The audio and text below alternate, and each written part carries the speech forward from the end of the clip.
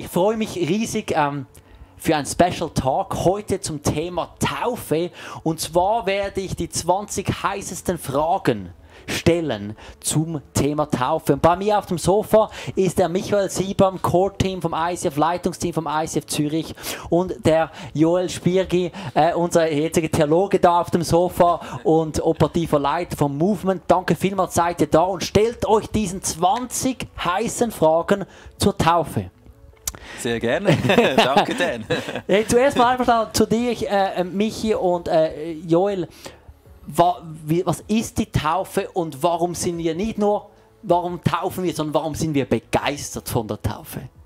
Wir sind begeistert von der Taufe, weil es ein Ausdruck ist dessen, was ich glaube. Ich glaube, dass Jesus Christus für mich gestorben ist, für meine Sünde, und dass ich die wie abwaschen kann unter Wasser und in ein neues Leben auftauchen darf, das Befreiung beinhaltet, Wiederherstellung. Und mich begeistert an der Taufe, dass ich etwas tun kann, dass ich berühren kann. Es ist etwas Physisches, ein Ritual, das ich wirklich ausführen darf. Das begeistert mich an der Taufe. Und die Taufe ist so ein kraftvolles Statement auch davon, dass ich jetzt Teil bin von dieser Family Gottes. Ich bin Teil von seinem Team, ich ziehe das Trikot an und ich werde erinnert und ich bin Teil von dem, dass Jesus gestorben und auferstanden ist. Mit ihm habe ich jetzt neues Leben. Das ist die Taufe. Ist es mehr als eine Symbolik?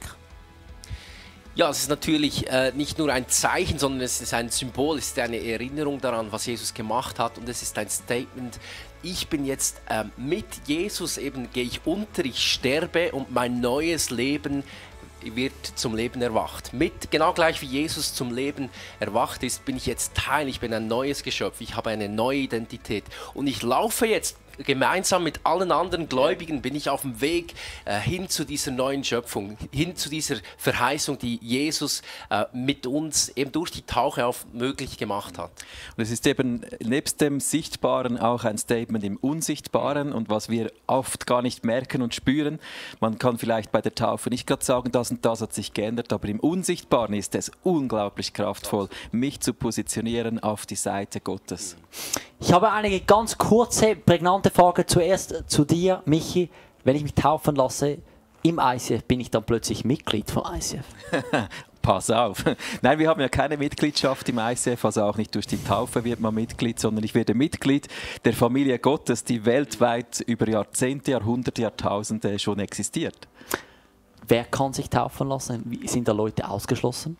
Da ist niemand ausgeschlossen. Jede Person, die sagt, ich glaube daran, dass Jesus Christus für mich persönlich gestorben ist, für meine Sünde, und ich möchte das neue Leben mit ihm annehmen, für all diese Menschen ist die Taufe. Wenn ich jetzt in einer anderen Kirche bin, aber ich möchte mich im ICF taufen lassen, machen wir das? Grundsätzlich ja. Wir empfehlen jedoch den Leuten, die Teil einer Kirche sind, die eigentlich ihre geistliche Familie, sage ich jetzt mal, auf dieser Welt schon ausgewählt haben, die Taufe auch in dieser Family zu vollziehen. Also für uns ist vorzugsweise schon die Taufe ein Ort, ein Akt, den ich dort mache, wo ich auch dazugehöre. Aber wenn ich jetzt mich taufen gelassen habe in meiner Kirche, jetzt habe ich die gewechselt, irgendwo den Standort gewechselt, gezügelt, umgezogen, sagen wir ja, ist meine Taufe auch in der neuen Kirche gültig? Ja, unbedingt. Die Taufe ist natürlich eben ein Zeichen der Familie Gottes, die über alle Denominationen hinweg ja verbunden ist. Also man muss sich da nicht nochmal auf ICF taufen lassen. Man lässt sich auf den Namen Jesus taufen. Sehr gut, schön. Wo und wann taufen wir? Im ICF taufen wir oft in den Celebrations, regelmäßig. Das ist auch das, was viele Leute mitkriegen. Aber wir taufen auch in den Small Groups, in den Microchurches. Wir taufen in Camps, in verschiedenen Anlässen, auch zum Teil in Familien, also in kleinen wie auch größeren Events. Braucht es auch eine Vorbereitung für die Taufe? In der Bibel lese ich ja immer wieder, dass die Leute ziemlich schnell sich taufen lassen haben. Das geschieht zum Teil auch bei uns, dass Leute spontan sich taufen lassen wollen, ist auch möglich, aber ich empfehle immer, dass Taufe auch, dass du dir ganz bewusst bist, was du machst. In der Bibel lesen wir zum Beispiel vom Kämmerer aus Äthiopien, der hatte auch eine kurze Taufvorbereitung durch den Philippus, zumindest, dass ich wirklich das Ausmaß der Taufe verstehe. Dazu haben wir 2 Tools, die ich kurz erwähne. Auf YouVersion findest du einen Bibelkurs vom ICF, der heißt Deine Taufe. Da kannst du dich vorbereiten, auch mehr verstehen, was die Taufe Taufe beinhaltet. YouVersion Bible App. YouVersion Bible App, genau, Genau. danke. Und wir haben das Get Free, das ist ein Workshop, wo du eigentlich durch dein Leben gehst und einfach Freiheit erlangst durch Jesus. icf.ch/Taufe, da findest du alles auch zu Get Free. Mehr dazu noch später. Nimm uns kurz mit, wie läuft so eine Taufe ab? Ja, du steigst ins Wasser mit deiner Begleitperson. Im Idealfall ist das auch jemand, der dich kennt, vielleicht Small Group Leader oder so. Du steigst da rein und die Person fragt dich, glaubst du, dass Jesus Christus für deine Sünde gestorben ist? Und du sagst dann ja. Die zweite Frage ist eigentlich die, glaubst du, dass Jesus Christus auferstanden ist und dir ein neues Leben schenkt? Da sagst du auch ja. Und die dritte Frage ist, bist du bereit, dein Leben für Jesus zu leben, dein Leben voll und ganz, kompromisslos in die Nachfolge von Jesus zu geben? Sagst du auch ja. Und dann wird die Person dich taufen auf den Namen des Vaters, des Sohnes und des Heiligen Geistes. Und dann umarmst du dich. Und dann umarmen wir jubeln, Genau. Es ist ein happy Moment. Du hast von einem Begleiter gesprochen. Wen kann ich als Begleiter nehmen?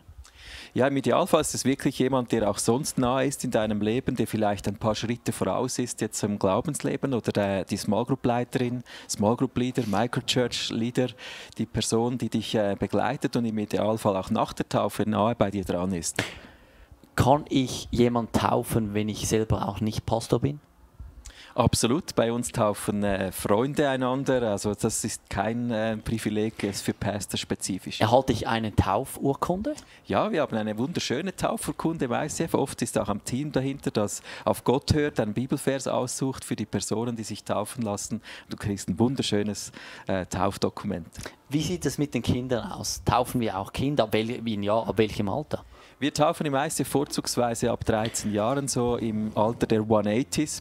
Es hat damit zu tun, dass wir glauben, die Taufe ist ein Ausdruck meiner bewussten Entscheidung, Jesus nachzufolgen. Für Kinder ist ja oft so, wir sind begeistert, die Familie, also meine Jungs wollen auch schon lange sich taufen lassen. Und ich ermutige sie immer, hey, mach das später, wenn du wirklich bewusst bist und dich später dann bis ins hohe Alter auch daran erinnern kannst. Ab und zu machen wir Ausnahmen, dass wir auch Kinder taufen, das ist dann immer in Übereinkunft mit den Eltern, mit etwas Vorbereitung, ist schon auch möglich. Ja. Joel, aus theologischer Sicht, was bringt mir die Taufe? Also grundsätzlich ist es mal ein Statement, oder? Ich lege ein Statement ab, hey, ich bin all in, da bin ich dabei, ich bin Teil von dieser Gemeinschaft von Christen, ich bin Teil der Familie Gottes und es ist wie ein Statement, dass ich dazugehöre. Und ich glaube auch, es bewegt etwas in der sichtbaren und unsichtbaren Welt, wenn ich mich taufen lasse, weil es eben ein Zeichen ist, es ist ein kraftvolles Statement und mit diesem Statement setze ich ein Zeichen, das auch Auswirkungen hat auf mein Leben, ganz praktisch. Und ich trete ein in diesen Segen hinein, der Gott auch mit dieser neuen Schöpfung, das ja auch ein Zeichen ist der Taufe, eben auch versprochen hat. Muss ich mich taufen lassen als guter Christ? Oder bin ich dann ein guter Christ? Ja, die Frage ist natürlich, was ist ein guter Christ? Gell? Das stimmt. Ich glaube, schau, es ist so, es ist wie wenn jetzt Ronaldo wechselt zu Man U, oder? Und er kommt hin und das ist wie sein Trikot, das er jetzt anzieht. Das wäre irgendwie mega komisch, wenn er ohne Trikot spielen würde. Es ist ein Zeichen, es ist nicht das Trikot, das ihn Teil der Mannschaft macht, sondern er hat einen Vertrag unterschrieben. Das war seine Entscheidung dort, oder? Aber das Trikot besiegelt das und es zeigt, ich bin Teil von dem. Und für mich ist das ähnlich. Es ist ein Zeichen dafür, dass ich Teil von der Mannschaft bin. Die nächste Frage ist vielleicht schon, ja, geht in diese Richtung, aber bin ich dann erst gerettet, wenn ich getauft bin oder schon vorher? Nein, absolut nicht. Also die Taufe selber ist nicht das, was uns die Rettung bringt. Oder? Die Bibel sagt, dass wenn wir bekennen mit unserem Mund, dass Jesus der Herr ist, dann sind wir gerettet. Und die Taufe ist eigentlich wie es ist wie der Abschluss, das macht einen Sack zu, könnte man sagen, oder? Von meinem Entscheid, Jesus nachzufolgen. Es ist eine logische Konsequenz, sich taufen zu lassen. Ist eine Taufe, hat ja ein Ablaufdatum, also wenn ich plötzlich merke, ich bin irgendwo auf falsche Abwege gekommen, ist dann plötzlich die Taufe ungültig? Nein, die Taufe läuft nicht ab, sondern die hat ewigen Charakter. Und es ist auch so, wenn du vielleicht als Kind getauft wurdest von deinen Eltern, ist es grundsätzlich nicht so, dass die nicht gültig ist. Es ist aber so, dass wir schon auch Menschen ermutigen möchten, einfach als ein Zeichen eines bewussten Entscheides, sich vielleicht noch mal als Erwachsenen taufen zu lassen. Weil eben für uns, wir sehen auch in der Bibel immer wieder, es ist eine bewusste Entscheidung, Jesus nachzufolgen, und dann kommt gleich die Taufe. Und deswegen macht es Sinn, dass das wie nahe beieinander ist. Die Taufe ist ein Symbol, es ist ein Zeichen, ein Statement dafür, dass ich mich jetzt entschieden habe für Jesus. Nochmal da kurz nachzufragen, aber wenn ich jetzt merke, ich bin auf Abwege geraten, früher hatte ich mich aber taufen lassen, ich möchte wieder zurück, soll ich mich da wieder taufen lassen? Also das Spannende ist, grundsätzlich dient auch das Abendmahl dazu, uns zu erinnern an die Taufe. Das Abendmahl ist auch ein Statement, dass ich das bekräftige, dass ich mir das wieder in Erinnerung suche. Und wenn du jetzt dich entschieden hast für Jesus, du bist mit ihm unterwegs, du hast dich taufen lassen, du hast dann warst unterwegs und du hast gemerkt, du bist weit weg von ihm, dann mach ein Statement vielleicht für dich nochmal ganz bewusst, dass du mit Jesus unterwegs bist. Nimm das Abendmahl und erinnere dich an deine Taufe, das würde ich dir sagen. Michi, bekomme ich den Heiligen Geist vor der Taufe oder nach der Taufe, während der Taufe? Der Heilige Geist ist mir persönlich jetzt schon vor der Taufe begegnet. Ich erlebe das in der Kirche als unterschiedlich. Die einen Leute erleben den Heiligen Geist, bevor sie überhaupt glauben, weil der Heilige Geist ihnen erscheint. Das ist nicht unbedingt geknüpft an die Taufe, wie der Heilige Geist mir begegnet. Nochmal kurz auf die Kinder oder als Jugendliche darauf zurückkommen, wie thematisieren wir die Taufe bei unseren Teenagern in der Kirche? Also wir segnen ja im ICF die Kinder, wir haben die Kindersegnung im Unterschied zur Taufe und haben dann im Teenageralter, während des 180 haben wir die Graduation-Kurse. Das sind eigentlich die Vorbereitung auf die Taufe. Graduation ist so eigentlich dann die Feier, wo wir feiern, dass die Teenager den Glauben an Jesus persönlich erleben, und während dieser letzten Jahre im 180 werden sie einfach herangeführt daran, was bedeutet die Taufe, was bedeutet es, Gott persönlich zu kennen, und die Taufe ist dann wie ein Highlight da drin. Wie ziehen wir da die Eltern mit ein? Mit persönlichen Gesprächen, also wenn ein Teenager im ICF sich taufen lassen will, suchen wir den Kontakt zu den Eltern und klären mit ihnen zusammen, wie wir das konkret dann machen. Hey, so wunderbar. Vielen Dank, habt ihr euch diesen Fragen gestellt. Ich hoffe, dass du richtig heiß wurdest für die Taufe.